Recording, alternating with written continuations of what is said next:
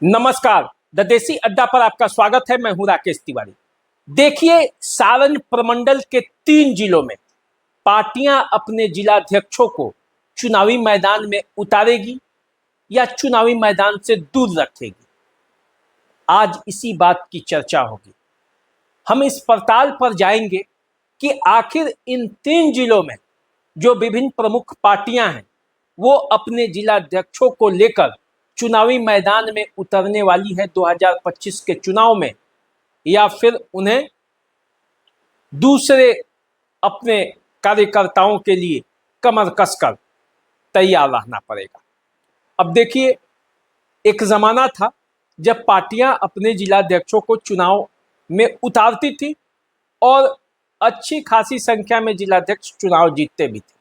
लेकिन सारण प्रमंडल में यदि हम नज़र डालते हैं, सारण में, सीवान में और गोपालगंज में, तो इन 3 जिलों में बीजेपी अपने किसी भी जिलाध्यक्ष को चुनाव लड़ाते हुए नहीं दिख रही है।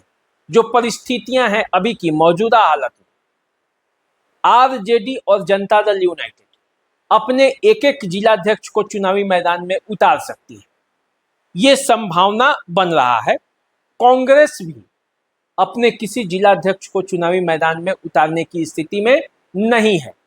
तो कुल मिलाकर देखा जाए तो जिस नेता के बल पर पूरे जिले में पार्टियां अपनी रणनीति बनाती है, अपने कार्यक्रमों को लागू करती है, जिला में कार्यक्रमों को जमीनी स्तर तक ले जाती है, उसमें से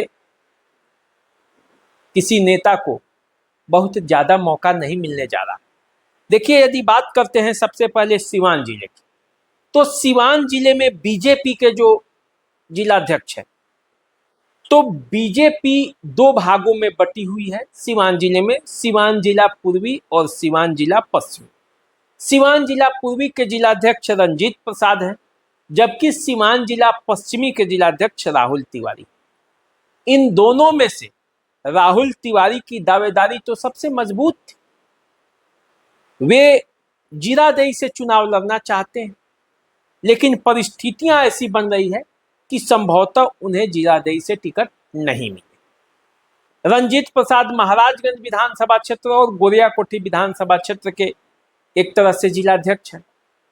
इन दोनों क्षेत्रों में उनकी संभावना बहुत कम है।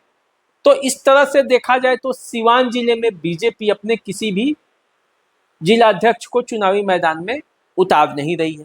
इसी तरह से यदि सारण में देखें तो सारण में सारण पूर्वी के जिलाध्यक्ष रंजीत कुमार सिंह हैं और सारण पश्चिमी के जिलाध्यक्ष ब्रिजमोहन सिंह। इन दोनों में से भी किसी के चुनाव लड़ने की संभावना नहीं दिखती है। तो सारण में भी बीजेपी अपने किसी जिलाध्यक्ष को चुनाव लड़ाते हुए नहीं दिख रही है। अब यदि गोपालगंज में जाएंगे तो गोपालगंज में बीजेपी के जिलाध्यक्ष संदीप गिरी हैं, लगातार दूसरी बार जिलाध्यक्ष बने हैं, लेकिन कोई ऐसा सीट नहीं है जहां से ये चुनाव लड़ सके। यानी कि तीनों जिला में बीजेपी अपने किसी जिलाध्यक्ष को 2025 का चुनाव लड़ाते हुए नहीं देखी जा रही। अब आ जाते हैं, जरा आरजेडी का देख लेते हैं क्या हाल चाल है। आरजेडी के सारण के जिलाध्यक्ष सुनील कुमार राय। तो सुनील कुमार राय पिछला चुनाव अमनौर से लड़े थे, मामूली वोटों के अंतर से वो हार गए थे। अब इस बार भी उनकी तैयारी है। अमनौर विधानसभा क्षेत्र से वो चुनाव लड़ना चाहते हैं और इसकी जोरदार तैयारियों में जुटे हैं और सूत्र ऐसा बता रहे हैं कि उनके टिकट मिलने की भी प्रबल संभावनाएं हैं। तो ऐसी स्थिति में आरजेडी अपने जिलाध्यक्ष को, एक जिलाध्यक्ष को यहाँ से चुनावी मैदान में उतार सकती है। तो आरजेडी मौका देगी अपने जिलाध्यक्ष को सारण में।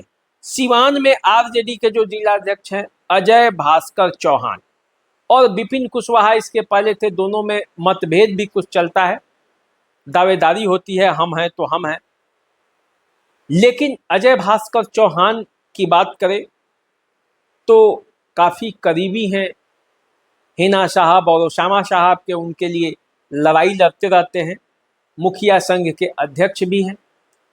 तो अजय भास्कर चौहान जो कि सिवान जिले के चर्चित चेहरे हैं, चुनाव लड़ना भी चाहते हैं, लेकिन उनके भी टिकट की संभावनाएं उतनी प्रबल नहीं है।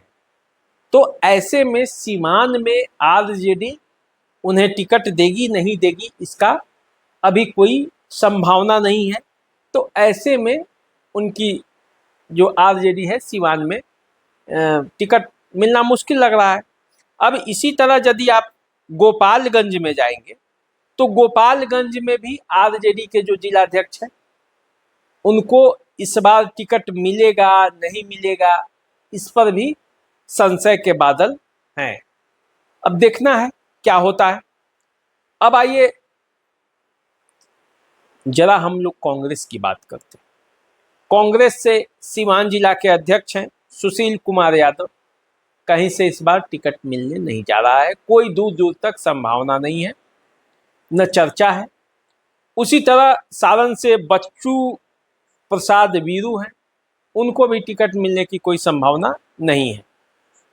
गोपालगंज से ओम प्रकाश गर्ग हैं, उनकी भी टिकट मिलने की न संभावना है न कोई चर्चा है। तो कुल मिलाकर देखा जाए तो कांग्रेस भी अपने किसी जिलाध्यक्ष को चुनावी मैदान में उतारने नहीं जा रही है। अब आइए जरा जनता दल यूनाइटेड की बात कर ले। तो जनता दल यूनाइटेड के सिवान के जिलाध्यक्ष चंद्रकेतु नारायण सिंह। चंद्रकेतु नारायण सिंह लंबे अरसे से जनता दल यूनाइटेड से जुड़े रहे हैं, यूं कहे तो स्थापना काल से ही वो जुड़े रहे हैं। जिलाध्यक्ष वो प्रारंभिक दिनों में थे, बीच में कुछ समय तक वो जिलाध्यक्ष नहीं थे, फिर वो जिलाध्यक्ष। तो उनका भी टिकट कहीं से दिख नहीं रहा है और न इस बात की चर्चा है कि चंद्रकेतु नारायण सिंह यहाँ से चुनाव लड़ने जा रहे हैं। तो सिवान में जनता दल यूनाइटेड की संभावनाएं लगभग समाप्त है। गोपालगंज में यदि देखें तो गोपालगंज में जनता दल यूनाइटेड के अध्यक्ष आदित्य शंकर शाही हैं। आदित्य शंकर शाही के लिए भी कोई ऐसा जगह नहीं बनता दिख रहा कि गोपालगंज में जनता दल यूनाइटेड उन्हें टिकट दे। एक तो गठबंधन की राजनीति है, सीटें कम है, जहां सीटें कम है 3 में से 2 तो जीते ही हुए हैं। जो तीसरा सीट है उस पर भी पूर्व विधायक हैं रामसेवक सिंह, उस पर और भी दावेदारी है। तो ऐसे में आदित्य शंकर शाही के लिए कोई संभावना दिखती नहीं है। अब आ जाइए जरा आप सारण में आते हैं। तो सारण में अल्ताफ आलम राजू ये पिछला चुनाव मरहौरा से लड़े थे। इस बार भी ऐसी चर्चा है कि मरहौरा से इन्हें टिकट मिल सकता है। ये लगे भी हुए हैं, क्षेत्र में प्रयास कर रहे हैं, जुटे हुए हैं।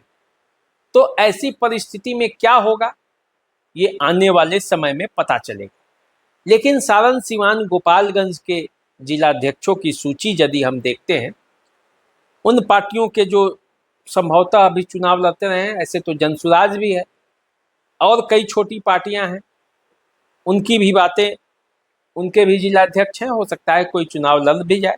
लेकिन जो प्रमुख पार्टियां थी जो लगातार चुनाव लड़ती आ रही थी, आज हमने उनकी बातें की और पड़ताल कर पाया तो ऐसा लगा कि बीजेपी तो किसी को नहीं चुनाव लड़ाने जा रही है। जनता दल यूनाइटेड और आरजेडी अपने एक एक जो है जिलाध्यक्ष को चुनावी मैदान में उतार सकती है। बाकी आप सब जानते हैं, सब जगह दावेदारी है। दावेदारी के बीच पार्टियां उनकी दावों पर कितना विश्वास करेगी और उन्हें टिकट देगी, ये आने वाले समय में पता चलेगा। तो फिलहाल आप हमारे साथ बने रहिए, देखते रहिए द देसी अड्डा। चैनल को सब्सक्राइब कर लीजिए, फेसबुक इंस्टाग्राम पे हमें फॉलो कीजिए। अभी दीजिए इजाजत, नमस्कार।